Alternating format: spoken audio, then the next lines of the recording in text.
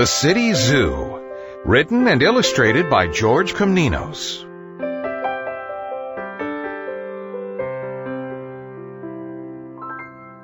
The kind old keeper was popular at City Zoo. He never locked the animals up, and they roamed the zoo visiting each other for a chat, or spent their days playing with one another. All the animals were fed and protected by their faithful zookeeper, who worked tirelessly to take care of their needs and keep the zoo running smoothly.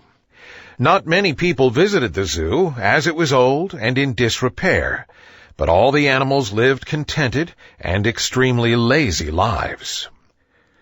One day, Billy Big Ears the bat was hanging around the zookeeper's office, snoozing. Bats like to slumber during the day. Nothing much happened at this zoo, so Billy was surprised to be woken with a start by the telephone ringing. "Hello, City Zoo," said the keeper, smiling. The keeper's smile left his face as he listened to the person on the other end of the line. "What will become of the animals? They will have to be separated and sent off to other zoos. I hadn't realized the zoo was that badly in debt. I could never raise so much money myself." The keeper listened intently, and then, sighing sadly, he said, "Well, I guess the zoo will have to close then." The kind old zookeeper, not knowing Billy was in the office, put his head on the office desk and muttered to himself, "How will I ever be able to tell the animals this sad news?" Billy Big Ears silently soared through the open window of the office and rushed off to tell the other animals this shocking news. Hearing Billy's story, the animals held a meeting with the wise old owl as the chairman. "I now call this meeting to order," said wise old owl. "The topic for the meeting will be how to save the city zoo." He hooted with much authority. "Does anyone have any suggestions?" The animals all fell silent as they concentrated on this problem, until many moments later, the bat Billy Big Ears piped up, "I know, we can find some money for the kind old zookeeper and give it to him." The other animals all smiled and nodded in agreement, until Horace Hippo, with a puzzled look on his face, asked, "What's money, and where can money be found?" By now, the wise old owl had heard enough. He knew the animals were not knowledgeable of the outside world, but could not help feeling impatient at the time it was taking them to arrive at an answer. Puffing up his feathers, as he always did when feeling exasperated at the other animals' ignorance, he hooted, "You don't find money. Money is something you earn by getting a job." The animals all looked at one another, appearing none the wiser, and finally Percy Pelican rather timidly asked, "What is a job?" "A job is doing something useful to help others. Sometimes it's done voluntarily, and other times special colored paper called money is paid to the worker," hooted Owl, adding, "Money is what the zookeeper uses to buy us the things we need." The animals seemed quite satisfied with Owl's explanation. The answer to their problem was now obvious. They would all go outside City Zoo and get jobs. As the animals were of many different sizes and shapes, the meeting lasted late into the night, as they discussed with the owl the sorts of work that would best suit their individual attributes. At the close of the meeting, the animals went to their cages to sleep and prepare for the big day that lay ahead. The next day, the animals rose early to start their first day at work. The keeper couldn't work out the reason for the animals' departure. They had never desired to leave the confines of the zoo before. He waved goodbye as they paraded out of the main gate, a puzzled look on his face. "Be sure to be home in time for dinner," he yelled after them.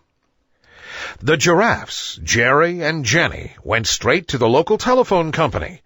Their long necks and legs made them ideal for work on the tallest of telephone poles. Jerry and Jenny loved their new job, even if it did mean being tangled up in telephone cable occasionally. The two cheeky chimps and Big Bertha the elephant set up a car wash in a nearby car park.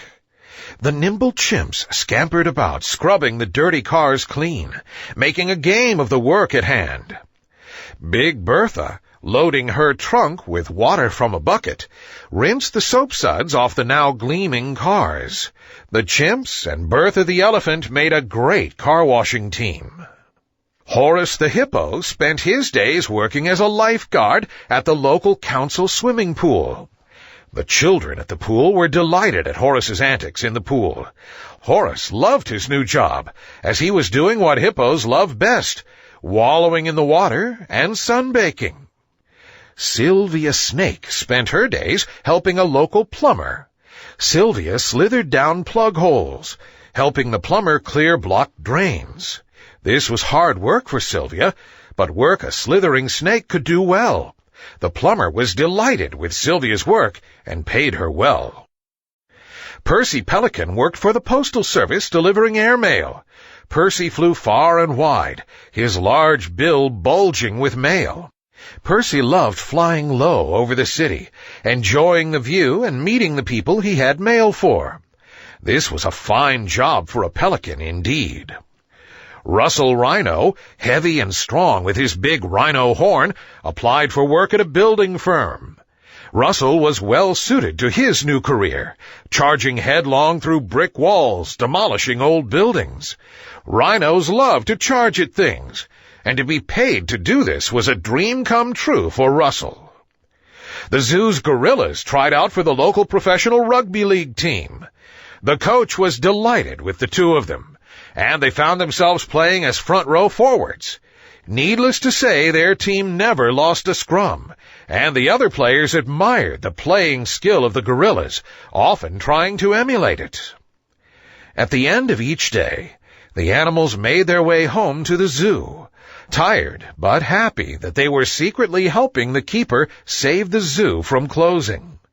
All the animals gave their money to the wise old owl, who was their accountant, and he worked late into the night counting their hard-earned money. Finally, the big day arrived, and the animals gathered around the kind old keeper and presented him with the money needed to save the city zoo.